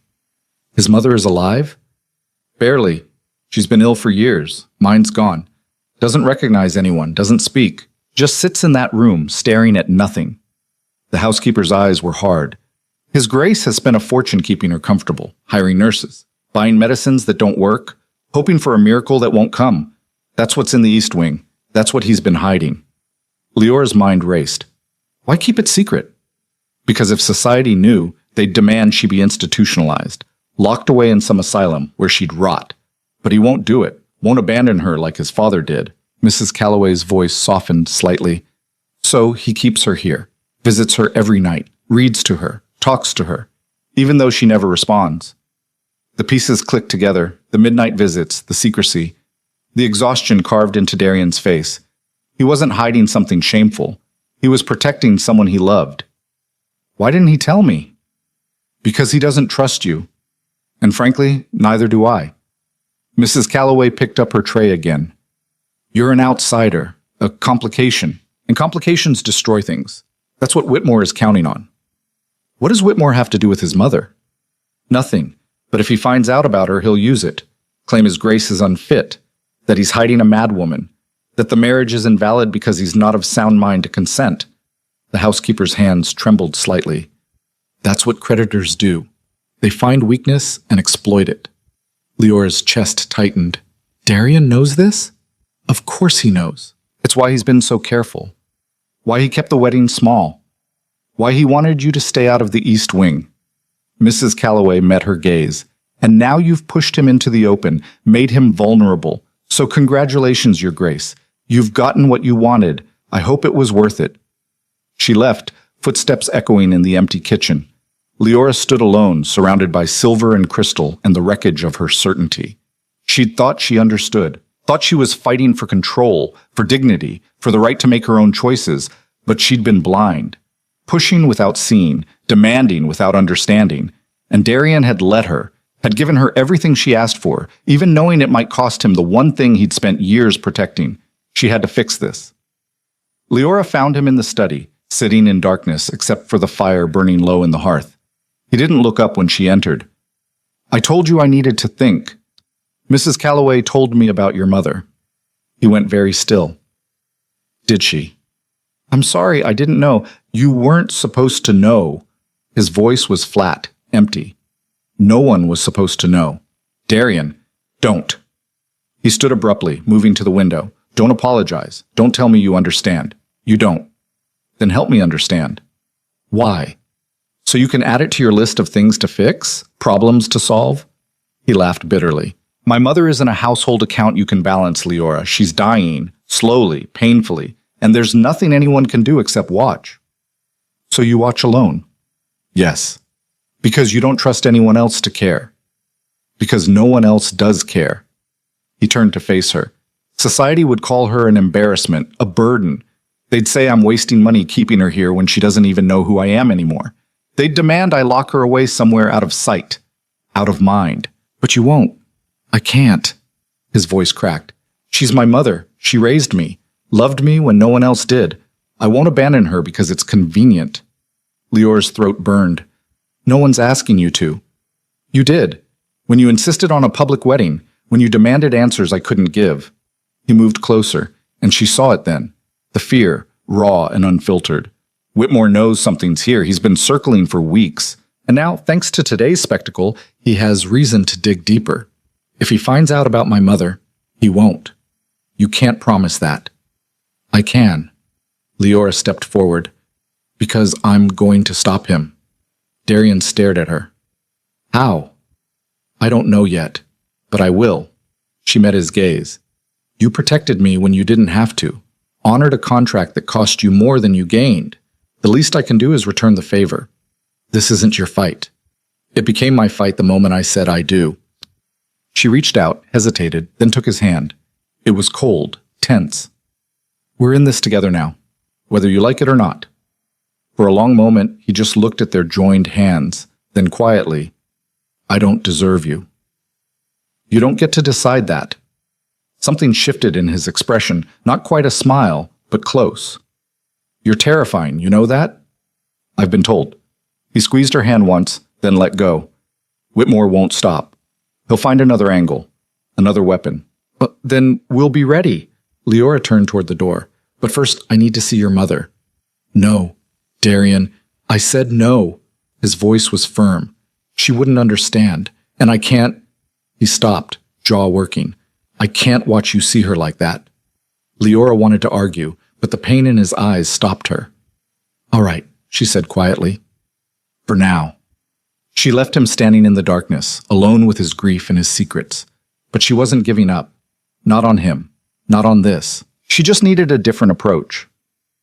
The next morning, Leora woke with a plan. She spent an hour drafting letters, then summoned a messenger.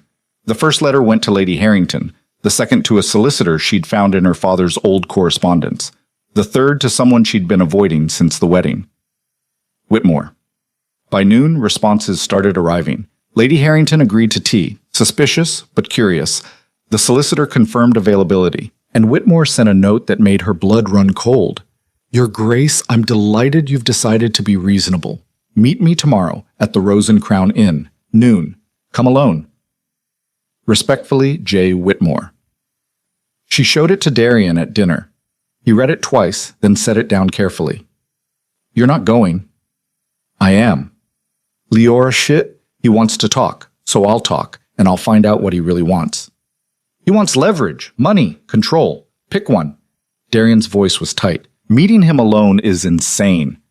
So is doing nothing while he circles us like a shark. She leaned forward. I can handle this. You don't know what you're dealing with. Then come with me. If I go, he'll see weakness. He'll know he's gotten to us.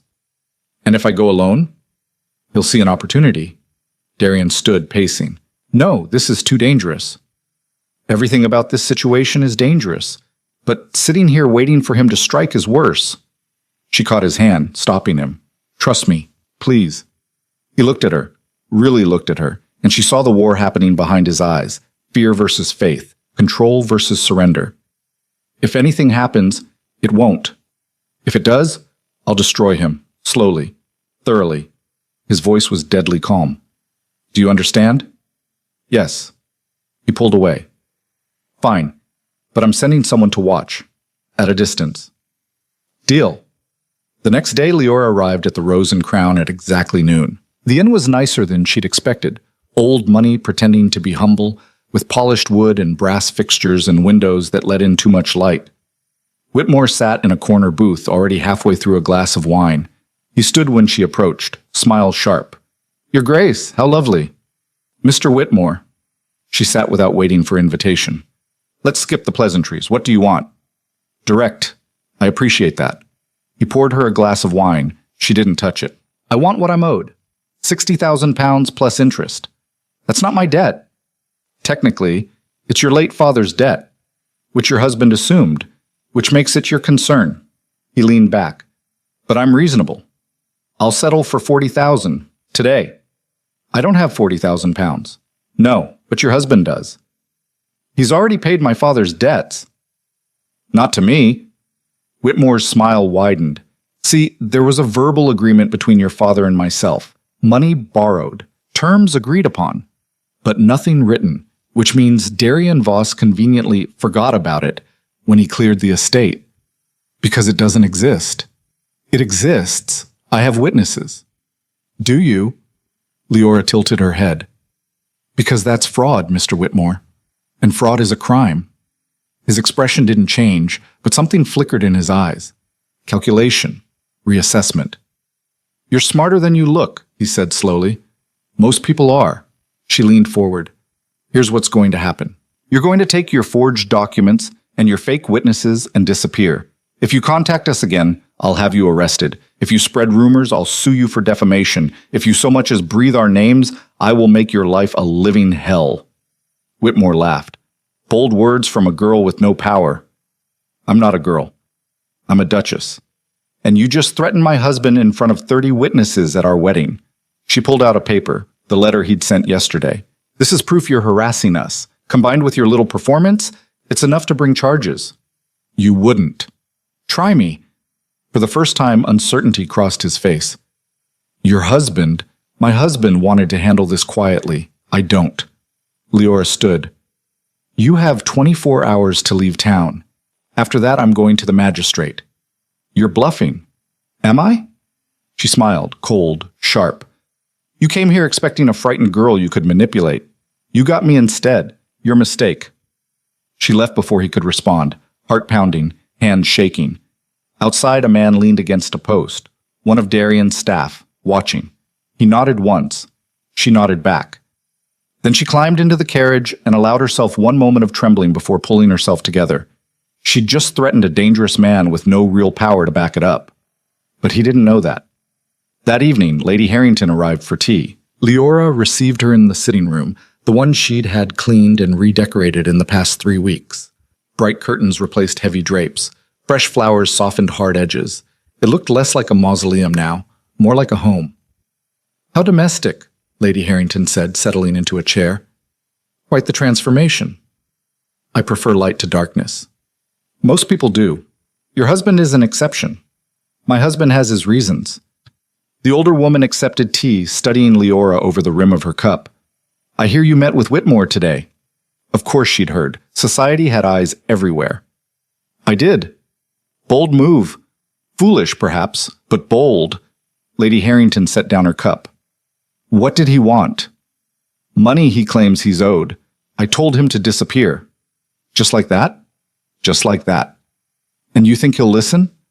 "I think he'll weigh his options and realize pressing the issue isn't worth the risk." Leora met her gaze. "Men like Whitmore rely on intimidation.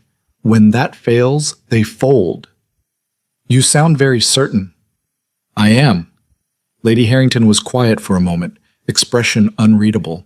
Then, "You know, when I first met you, I thought you were naive, a girl playing at being a duchess in over her head. And now? Now I think I underestimated you." She leaned forward slightly. "You're not what I expected, Leora Voss. You're harder, sharper, more dangerous." "Is that a compliment?" "It's an observation, one that makes me reconsider my previous position." "Which was?" "That your marriage was a mistake, a scandal waiting to destroy you both." Lady Harrington picked up her tea again. "But perhaps I was wrong. Perhaps you're exactly what this family needs." "Why the change of heart?" "Because you didn't run, didn't crumble when Whitmore attacked, didn't hide behind your husband." She paused.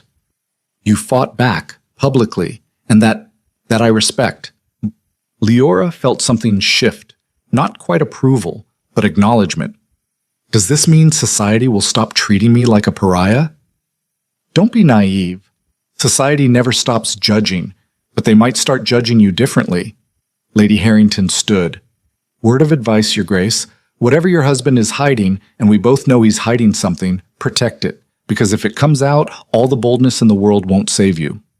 "I'll keep that in mind." "Good." She moved toward the door, then paused. "One more thing. Whitmore isn't working alone. Someone pointed him toward your wedding, someone with access to information they shouldn't have." Leora's blood chilled. "Who?" "If I knew, I'd tell you, but watch your household. Trust is a luxury people like us can't afford." She left, and Leora sat alone with the tea growing cold and her mind racing. Someone in this house was betraying them. The question was, who? That night, Leora found Darian in his study, staring at papers he wasn't reading. "Whitmore's leaving town," she said without preamble. He looked up, surprise flickering across his face. "How do you know?" "Because I told him to, and because I threatened him with legal action if he didn't." "You did what?" "I handled it." She sat across from him. "He wanted money. I told him we'd press charges for fraud and harassment. He'll weigh his options and realize it's not worth the fight." Darian stared at her. That was incredibly reckless. "It worked, didn't it? This time." "What about next time?" "There won't be a next time. Because we're going to find out who told him about the wedding and make sure they can't do it again." She leaned forward. "Lady Harrington thinks someone in the household is feeding him information." "Of course they are." Darian's jaw tightened. "The question is who?" "Mrs. Calloway said he approached her. She claims she told him nothing, but she's loyal to this house. Not to you, not even to me, really. To the idea of what this place used to be." He rubbed his face, exhausted. "I should have seen this coming." "We both should have." Leora stood, moving to stand beside him. "But we'll fix it, together." He looked up at her, and something in his expression shifted, softened. "Why are you doing this?" "Because you're my husband. Because someone has to." She hesitated, And because I'm tired of watching you carry everything alone. I've been alone a long time. I'm used to it. Well, get unused to it. She touched his shoulder lightly. We're partners now. Act like it. For the first time since she'd met him, Darian smiled. Really smiled. It transformed his face, made him look younger, less burdened. You're going to be the death of me, Leora Voss. Probably, but at least you'll go down fighting. He caught her hand, held it for a moment. Thank you. For what? For not running, for staying, for... He stopped, searching for words. For being stronger than I expected. You're welcome. She squeezed his hand. Now come on. We have work to do. They spent the next hour strategizing, planning, building defenses against whatever came next. And for the first time since this nightmare started, Leora felt something dangerous blooming in her chest. Hope. Not that everything would be easy. Not that society would accept them. Not that the secrets wouldn't eventually come out. But hope that maybe, just maybe, they could survive this together. And that was more than she'd had when she walked through those doors 3 weeks ago. The breakthrough came 2 days later. One of the younger maids, Sarah, barely 17, knocked on Leora's office door, eyes red from crying. Your Grace, I need to tell you something. Leora set down her pen. Come in. Sit. The girl perched on the edge of a chair, hands twisting in her apron. I think it was me. I think I'm the one who told Mr. Whitmore about the wedding. Leora's heart skipped. Explain. He came to the market 3 weeks ago. Asked about the house, about his Grace, about whether there was going to be a wedding. I just answered. I didn't know he'd... Tears spilled over. I'm so sorry. I didn't mean to cause trouble. Did he pay you? No, nothing like that. He seemed nice, friendly. I didn't know. Leora believed her. The girl was terrified, genuinely remorseful. It's all right, she said quietly. You didn't know. But from now on, if anyone asks questions about this household, you come to me first. Understand? Yes, Your Grace. I'm so sorry. Stop apologizing. Just be more careful. Leora softened her voice. You're not in trouble, but I need you to tell His Grace exactly what you told me. He'll dismiss me. He won't. I promise. She kept that promise. Darian listened to Sarah's confession with the same careful neutrality he used for everything, then dismissed her with instructions to report anything suspicious. When they were alone, he turned to Leora. Whitmore is more careful than I thought, using an innocent bystander to gather information. But now we know his method. We can protect against it. Can we? He looked tired. There are a dozen ways to get information. Servants talk, suppliers gossip, even the vicar might let something slip. Then we control what gets said. Leora moved closer. We stop hiding. We stop acting like we have something to be ashamed of. We face society directly and dare them to challenge us. That's what started this mess. No. What started this was secrecy, fear, trying to control everything. She caught his hands. I'm not saying broadcast your mother's condition. I'm saying stop treating our marriage like a guilty secret. Own it, defend it. Show everyone we're not ashamed. Darian studied her for a long moment. You realize what you're asking. I'm asking you to trust me. One more time. He closed his eyes, took a breath, opened them again. All right, he said quietly. One more time. And in that moment, something changed between them. The distance closed. The walls cracked. They weren't strangers anymore. They were allies. And maybe, eventually, something more. They weren't strangers anymore. They were allies. And maybe, eventually, something more. The realization should have been comforting. Instead, it terrified Leora in ways she couldn't name. She stood in Darian's study, his hand still holding hers, and felt the ground shifting beneath her feet, not collapsing, but transforming into something unfamiliar and dangerous. I need to see her, she said quietly. Darian's hands tightened. Leora, your mother, I need to see her. She met his gaze. Not because I'm curious, because if we're doing this, really doing this, I can't keep pretending that part of your life doesn't exist. She won't know who you are. I know. She won't even know I'm there most days. I know that too. Leora squeezed his hands. But you'll know. And maybe that's enough. For a long moment, he just looked at her. Then, slowly, he nodded. Tomorrow night, after dinner. All right. He released her hands, and the absence felt like cold water. This doesn't change anything, you understand? She's still... His voice caught. She's still dying. I understand. He turned away, shoulders tight. You should go. I have work. It was a dismissal, but a gentler one than before. Leora left, closing the door softly behind her. The next day moved like honey, slow and thick and impossible to rush. Leora threw herself into household tasks, meeting with suppliers, reviewing accounts, anything to keep her mind occupied. But every time she looked at the clock, her stomach tightened. By dinner, she could barely eat. Darian noticed. You don't have to do this. Yes, I do. Why? Because I need to understand you. Because I can't help if I don't know. Because somewhere along the way, this stopped being just a contract and became something else. But she couldn't say any of that, so she just said, because it matters. He studied her across the table, expression unreadable. Then he stood. Come on. They walked through corridors she'd traversed 100 times, but this route felt different, heavier. The east wing loomed ahead, that forbidden space she'd been warned away from since her first night. Darian unlocked the door with a key he kept on a chain around his neck. The corridor beyond was darker than the rest of the house, lit only by oil lamps that cast wavering shadows. The air smelled of medicine and something floral, lavender maybe, or rosewater. He stopped at a door near the end. She's usually asleep by now, but sometimes she's awake. He paused. Just don't expect anything. I won't. He pushed open the door. The room was smaller than Leora expected. A bed dominated the space, surrounded by medical equipment and small comforts, flowers in vases, books stacked on a side table, a shawl draped over a chair. And in the bed, propped up by pillows, sat a woman who looked like she'd been carved from wax. Darian's mother. She was maybe 60, but age had ravaged her unevenly. Her hair was white, wispy, pulled back from a face that might have been beautiful once. Her eyes were open but unfocused, staring at something beyond the walls. Her hands rested in her lap, fingers twitching occasionally like they were trying to remember how to move. A nurse sat in the corner, reading by lamplight. She looked up when they entered, started to rise. Stay, Margaret, Darian said quietly.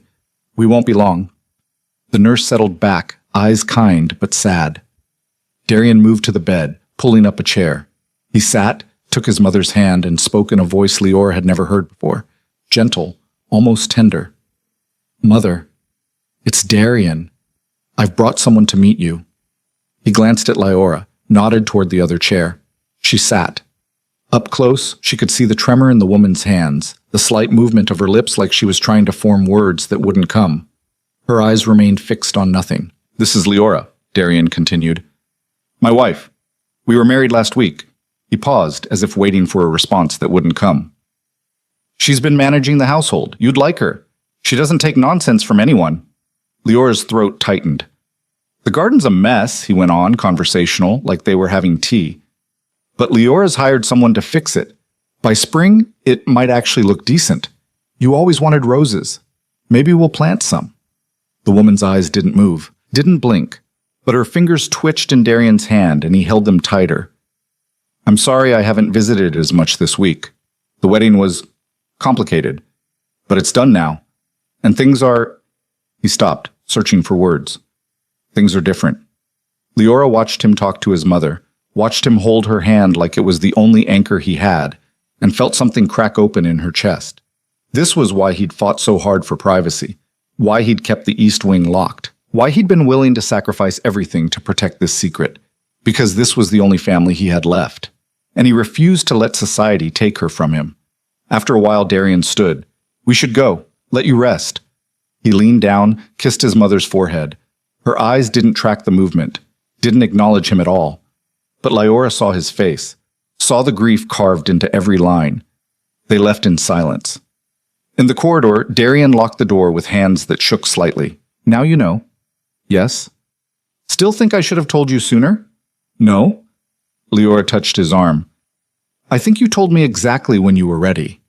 He looked at her, really looked at her, and something in his expression broke. Not collapsed, just opened. Thank you, he said quietly, for not... He stopped, started again. For not making this harder than it already is. You don't have to thank me. I do. He turned to face her fully. You could have demanded answers, could have pushed, but you waited. That means something. What does it mean? That maybe I was wrong about you. Wrong how? I thought you were just surviving, doing what you had to do. His voice was low, rough. But you're more than that. He stopped, jaw working. You're someone I didn't expect, and I don't know what to do with that. Leora's heart hammered. What do you want to do with it? For a moment she thought he might answer, might close the distance between them and make this something more than an alliance built on necessity. Instead, he stepped back. I need to think. And just like that, the walls went back up. Right, Leora said, trying to keep the disappointment out of her voice. Think. That's good. She left before he could see how much those walls hurt. The next 3 days were strange. Darian was present but distant, eating meals with her, discussing household matters, maintaining civility. But the connection they'd built, that fragile thing that felt like it might become something real, had retreated back into shadows. Leora told herself it didn't matter. They were married. They were partners. That was enough. But late at night, lying alone in her room, she couldn't shake the feeling that they were both standing on the edge of something, and neither was brave enough to jump. The crisis came on the 4th day. Leora was in her office when Mrs. Calloway burst in without knocking, face pale. Your Grace, His Grace's mother, she's taken a turn. Leora was on her feet immediately. What happened? The nurse says she collapsed. She's breathing, but barely. The doctor's been sent for, but... The housekeeper's voice cracked. It doesn't look good. They ran. By the time they reached the east wing, Margaret was administering something from a small bottle while Darian knelt beside the bed, holding his mother's hand. The woman's breathing was shallow, rattling. Her skin had taken on a waxy pallor. What can I do? Leora asked. Nothing, Darian said without looking up. There's nothing anyone can do. The doctor won't make a difference. He said months ago this was coming. His voice was flat, emptied of everything. I just thought... He stopped. I thought we'd have more time. Leora moved to his side, kneeling beside him. I'm here. I know. They stayed like that for hours. The doctor came, examined the patient, confirmed what everyone already knew. The end was close, maybe hours, maybe days, but close. Make her comfortable, he told Darian. That's all you can do now. After he left, Darian just sat there, holding his mother's hand, watching her chest rise and fall with increasing difficulty. He didn't speak, didn't move, just held on. Leora sent Mrs. Calloway for food, for water, for anything they might need. She dismissed the other servants, giving them privacy. She pulled up a chair and sat beside Darian in silence, because sometimes presence was all you could offer. Night fell. The lamps burned low. Margaret dozed in the corner, and still they sat. Finally, around midnight, Darian spoke. She used to read to me, when I was a child, stories about knights and dragons and impossible quests. His voice was hoarse. My father hated it, said it made me soft. But she'd wait until he was gone, and then we'd sit together, and she'd read until I fell asleep. Leora said nothing, just listened. When I was 12, my father caught us. He was drunk. He was always drunk. And he told her she was ruining me, making me weak. He took the books and burned them. Darian's hand tightened on his mother's. She didn't cry, just stood there and watched. And the next day she bought new books, hid them, kept reading to me in secret. She sounds brave. She was, braver than I ever gave her credit for. He looked at his mother's still face. When my father died, I thought we'd finally be free. Thought we'd have time to make up for all the years he stole, but then she got sick and... His voice broke. And I'm going to lose her before I can tell her I'm sorry. Sorry for what? For not protecting her better, for not seeing how much she sacrificed, for... He stopped, breathing hard. For being his son. You're not him, Darian. How do you know? Because you're sitting here, holding her hand, refusing to let her die alone in some institution where she'd be forgotten. Leora reached out, covered their joined hands with hers. Your father abandoned her. You didn't. That makes all the difference. He looked at her then, eyes red-rimmed and raw. Why are you here? You barely know her. Barely know me. I know enough. That's not an answer. It's the only answer I have. She squeezed his hand. You don't have to do this alone anymore. That's what marriage means. Even marriages like ours. Especially marriages like ours. The words hung between them, weighted with meaning she didn't have the energy to unpack. They sat together through the night, watching, waiting. Around dawn, the woman's breathing changed, became shallower, more labored. Margaret woke, checked her pulse, and shook her head slightly. "Soon," she whispered. Darian leaned closer. "Mother, it's Darian. I'm here. You're not alone." No response. Just that terrible rattling breath. "I know you can't hear me, but I'm going to say this anyway." His voice was steady now, controlled. "Thank you. For everything you did. Every story you read, every time you stood between me and him, every moment you chose me over the easy path." He paused. "I'm all right now. I found someone who—" He glanced at Leora. "Someone who understands, so you can let go. You don't have to keep fighting." For a moment, nothing changed. Then, slowly, the woman's breathing eased, the tension in her face smoothed, and with one final, quiet exhale, she stopped. Silence. Margaret crossed herself. Darian sat frozen, still holding his mother's hand. Leora touched his shoulder. "I'm so sorry." He didn't respond, just sat there, staring at the still form in the bed. After a long moment, he stood, carefully placed his mother's hand on her chest, and walked out of the room without a word. Leora looked at Margaret. "What should I—" "Let him go. He needs time." The nurse's eyes were kind. "And you should rest, Your Grace. You've been here all night. So have you. It's my job. It's not yours." She smiled sadly. "But I'm glad you stayed. I think it mattered to him." Leora hoped so.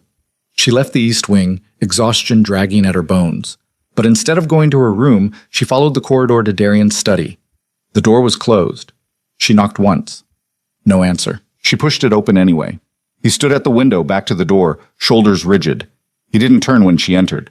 "Darian, don't." "Don't what?" "Don't tell me it's all right. That time heals. That she's in a better place." His voice was raw. "Just don't." Leora walked up behind him, didn't touch him, just stood close enough that he'd know she was there. "I wasn't going to say any of that." "Then what were you going to say?" "That I'm here, if you need me." "I don't need anyone." "I know. You've made that very clear." She moved to stand beside him, looking out at the dawn breaking over the grounds. "But maybe that's the problem." He finally looked at her. "What?" "You've spent so long protecting yourself, protecting her, that you forgot how to let anyone in." She met his gaze. "Even now, even after everything. You don't understand, Jitang? Then explain it to me, because I'm tired of guessing, tired of watching you disappear behind walls every time something real happens." Her voice shook. "Your mother just died, Darian. You're allowed to feel that. You're allowed to need something." "I don't—" "Stop." She grabbed his arm, forcing him to face her fully. "Stop running. Stop hiding. Just be here. With me. For once." His jaw worked. "You don't know what you're asking. I'm asking you to let me help, to trust that I'm not going anywhere." She stepped closer. "I've proven that, haven't I? I stayed through the wedding disaster, through Whitmore, through all of it. What else do I have to do?" "Nothing." The word came out choked. "You've done enough." "Then why do you keep pushing me away?" "Because—" He stopped, breathed, started again. "Because if I let you in and you leave, I don't know if I'll survive it." The confession landed like a stone. Leora stared at him, this man who'd built walls so high she'd thought they were permanent, and she realized, finally understood, that those walls weren't about control.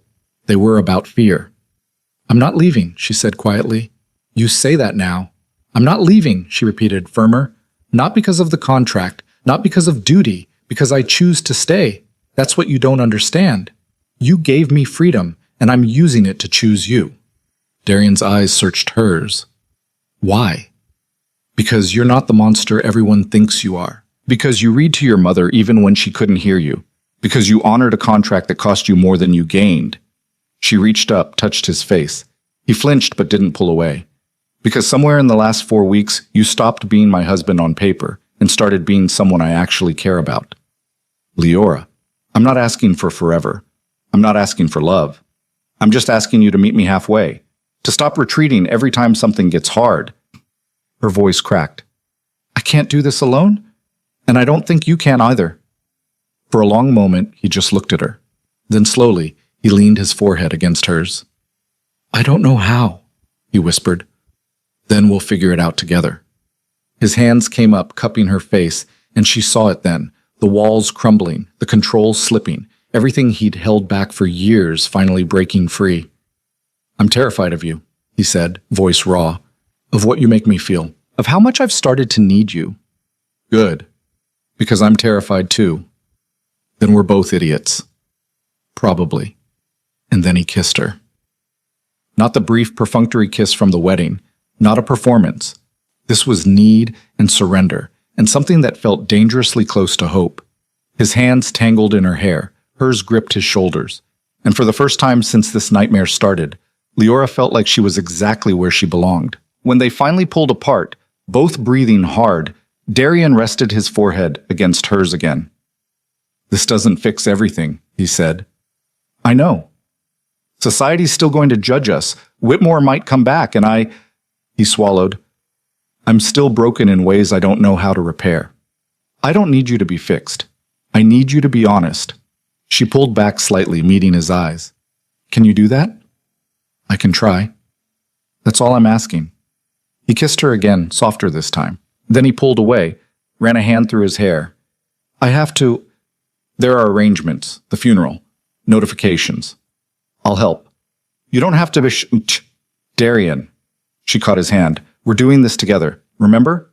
He looked at their joined hands, then nodded. Together. The funeral was held 3 days later. It was small, private, just the household staff and a handful of people Darian's mother had known before her illness. No society, no spectacle, just quiet grief and memories shared in low voices. Leora stood beside Darian through all of it, a silent presence. He didn't cry, didn't break down, but his hand never left hers. Afterward, back at Thornfield, he disappeared into the East Wing. Leora let him go, knowing he needed time alone with his grief. She was in the library when Mrs. Calloway found her.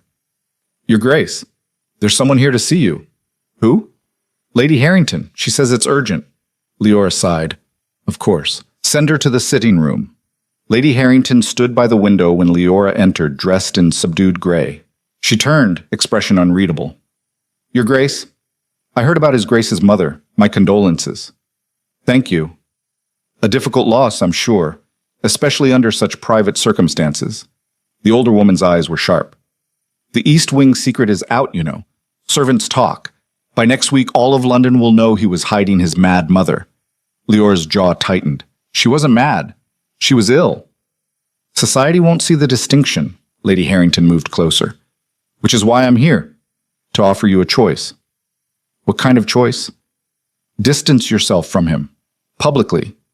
Claim you didn't know about his mother's condition, that you were deceived into marriage. She paused. I can arrange an annulment, quietly. You'll keep your reputation. He'll bear the scandal alone. For a moment, Leora just stared at her. Then she laughed, bitter, exhausted. You're serious. I'm practical. Your husband is about to become the subject of every cruel rumor in society. If you stay, you'll drown with him. Lady Harrington's voice softened slightly. I'm offering you a lifeline. Why? You've never cared about me. I care about waste, and you, stubborn, reckless, impossible as you are, have potential. I'd hate to see it destroyed over misplaced loyalty. It's not misplaced. Leora moved closer. And I'm not leaving him. Even knowing what it will cost you. Especially knowing that. She held the older woman's gaze. I appreciate the offer. Really. But I made my choice weeks ago. I'm not changing it now. Lady Harrington studied her for a long moment. Then, surprisingly, she smiled. You're either incredibly brave or incredibly stupid. I've been told I'm both. Well, the older woman pulled on her gloves. If you're determined to go down with the ship, at least do it with dignity. Control the narrative. Make the revelation about her illness a story of devotion instead of shame. How? Host a memorial. Invite people. Let them see that His Grace cared for his mother with honor, that he chose love over convenience. Lady Harrington moved toward the door. Society respects many things, but above all, it respects strength. Show them yours. She left before Leora could respond. Leora stood alone in the sitting room, mind racing. A memorial. Public acknowledgement. The exact opposite of what Darian would want. But maybe it was exactly what they needed. She found him in the East Wing, sitting in his mother's room. The bed had been stripped, the medical equipment removed, but the flowers remained, wilting in their vases. "We need to talk," she said. He looked up, exhausted. "About?" "The memorial. We should make it public." "Absolutely not." "Darian," I said no. He stood. "I've already exposed too much. I won't turn her death into a spectacle." "It wouldn't be a spectacle. It would be a statement." Leora moved closer. "The rumors are spreading. By next week, everyone will know you kept your mother here. They'll twist it, make it sound shameful, unless we tell the truth first." "The truth won't matter. They've already decided what to think." "Then we change their minds." She caught his hands. "We show them that caring for your mother wasn't weakness. It was strength. That you chose love over convenience, over reputation, over everything." "Why would they believe that?" "Because I'll stand beside you and tell them so." She squeezed his hands. "We've survived everything else together. We can survive this too." Darian closed his eyes. "You're asking me to relive the worst parts of my life in front of people who already hate me." "I'm asking you to take control of your own story." Her voice softened. "Before someone else does it for you, too." He was quiet for a long time. Then, "If we do this, if I agree, it has to be honest. No pretending she was someone she wasn't. No glossing over the hard parts." "Agreed." "And if it fails, if they use it against us, then we deal with it, together." She pulled him closer. "We're good at that, remember?" Finally, he nodded. "All right. One more leap." One more leap. The memorial was held a week later. They invited 30 people, the same guests who'd attended the wedding, plus a few others Darian's mother had known. The event was held in the main hall, decorated simply with flowers and candles. Darian stood at the front, Leora beside him, and addressed the gathered crowd. "Thank you for coming," he said, voice steady despite the tension in his shoulders. "Many of you knew my mother before her illness. Some of you didn't know her at all, but I want you to know who she was." He spoke for 15 minutes, about her kindness, her strength, the way she'd protected him from his father's cruelty, the books she'd read, the sacrifices she'd made. And then, voice never wavering, he told them about her illness, the diagnosis, the slow deterioration, his decision to keep her home instead of sending her to an institution. "I know there are rumors," he said, "that I kept her hidden out of shame. That's not true. I kept her here because this was her home, because she deserved to spend her final years surrounded by people who loved her, not strangers who saw her as a burden." He paused. "Some of you will judge that decision. That's your right. But I don't regret it, and I never will." Silence followed, heavy, uncertain. Then Leora stepped forward. "When I married Darian," she said, voice clear, "I didn't know about his mother, but when I learned the truth, I didn't see shame. I saw a man who honored his obligations even when it cost him everything, who chose love over convenience, who refused to abandon someone just because it was easier." She looked at the crowd. "That's the man I married, and I'm proud to stand beside him." More silence. Then, from the back, someone started clapping. It was Lady Harrington. Others joined in, hesitant at first, then stronger. Not everyone. Some guests still looked skeptical, uncomfortable. But enough. Enough that the message landed. Strength, devotion, honor. After the service, as guests filtered out, Lady Harrington approached them. "Well played," she said quietly. "You might actually survive this." "Is that approval?" Leora asked. "It's acknowledgement. Don't let it go to your head." But the older woman's expression was softer than before. "You're not what I expected, either of you. But perhaps that's exactly what this world needs." She left, and Darian turned to Leora. "Did that just happen?" "I think so." Did we actually win? I don't know if we won, but we didn't lose." She smiled. "That's something." He pulled her close, kissed the top of her head. "Thank you." "For what?" "For fighting when I wanted to hide. For believing we could change minds." He pulled back, looking at her seriously. "For choosing me when you didn't have to." "I'll always choose you, even when I'm difficult?" "Especially then." He laughed. A real laugh, the kind she'd only heard a handful of times. "Then I suppose we're stuck with each other." "I suppose we are." 3 months passed. The scandal faded, as scandals do. Other dramas captured society's attention. The rumors about Darian's mother became old news, replaced by new gossip about new people. Thornfield changed, too. The gardens were restored, roses blooming where there'd been only thorns. The east wing was opened, transformed from a secret into a memorial. His mother's room preserved exactly as she'd left it, but no longer locked away. The household settled into new rhythms. Mrs. Calloway warmed to Leora, not friendship, but respect. The staff stopped whispering when she walked past. Even Helen started teaching her to cook, though Leora was terrible at it. And Darian was different, not fixed. Still complicated, still carrying grief, still prone to disappearing into his study for hours. But the walls were lower, the distance smaller. One evening, they sat in the library together. Leora was reading. Darian was supposed to be working, but kept glancing at her instead. "What?" she finally asked. "Nothing, just—" He set down his papers. "I was thinking about something my mother used to say, that the best stories are the ones where the ending surprises you. And ours definitely qualifies." He moved to sit beside her. "I thought this would be a business arrangement. Convenient. Contained. And now? Now I can't imagine it any other way." He took her hand. "You turned everything upside down. Made me want things I'd convinced myself I didn't need." "Like what?" "Partnership. Trust." He paused. "Love, maybe. If that's not too presumptuous." Leora's heart skipped. "Love? I know it's early. I know we started as strangers. But—" He searched her eyes. "I love you, Leora. Not because of the contract. Not out of obligation. Because you're stubborn and impossible, and you never let me retreat into darkness. Because you fought for me when no one else would. Because you're the best thing that ever happened to me."